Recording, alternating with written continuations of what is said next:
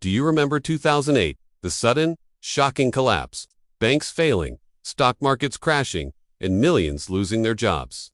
It felt like the world economy just stopped. But the crisis that's building right now, the one pointing towards 2026, is completely different.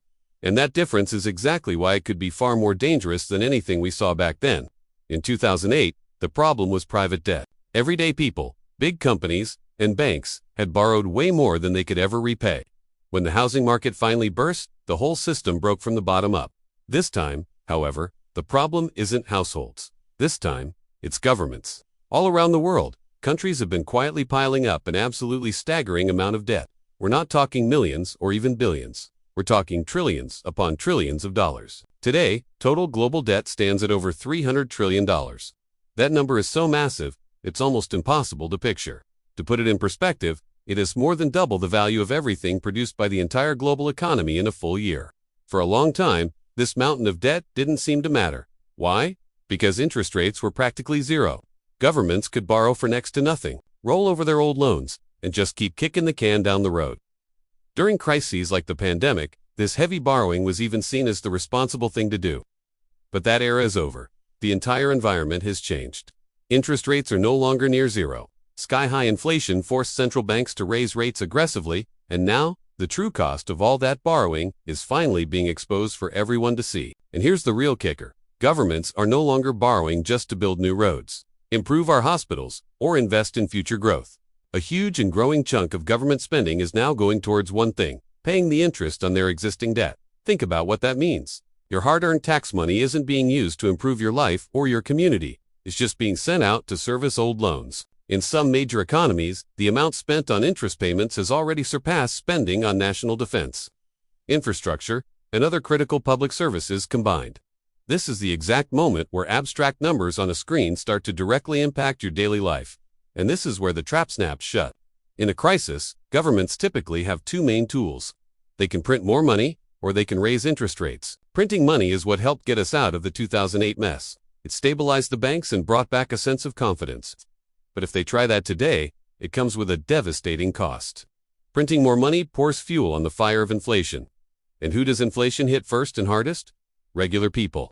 The cost of your groceries, your rent, your fuel, your kids' education, your health care, everything just keeps going up. People can endure a lot, but when inflation gets out of control, it destroys trust in the very money you hold in your hands. So what about the second option? Raising interest rates to fight inflation. This is what central banks have been doing. But here's the paradox. Higher interest rates mean governments have to pay even more on the massive debt they already have. At a certain point, the math just stops working. Borrowing becomes completely unsustainable. This is what economists call a debt spiral. Governments get trapped between runaway inflation on one side and total insolvency on the other. There are no good choices left. This is why you're hearing more and more whispers about a sovereign debt crisis.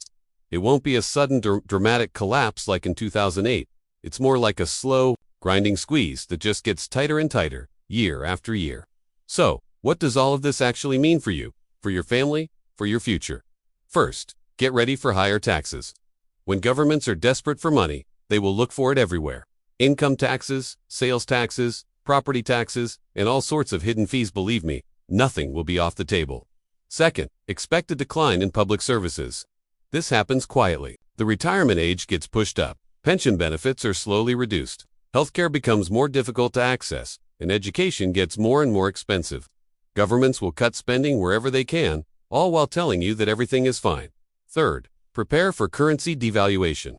When a country is drowning in debt, one of the oldest tricks in the book is to weaken its own currency. This doesn't make the debt disappear, but it reduces its real value over time. The problem is, it also reduces the real value of your savings. Your purchasing power gets eroded. This is how the middle class gets hollowed out.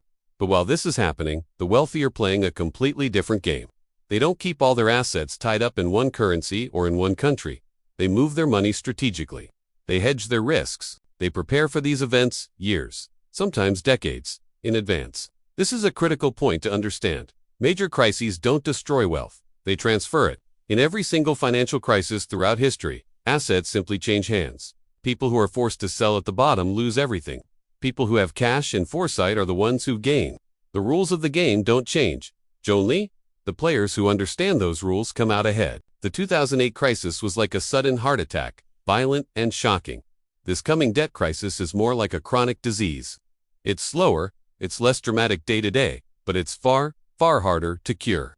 And unlike 2008, there is no easy rescue button left for central banks to press. The question isn't if this pressure will continue to build, the only question is who will be prepared when it reaches a breaking point. Because when governments go broke, they don't pay the price alone. Everyone holding cash, everyone earning a wage, everyone relying on public systems will feel the pain. But those who understand how money and power flow during these periods don't panic. They position themselves.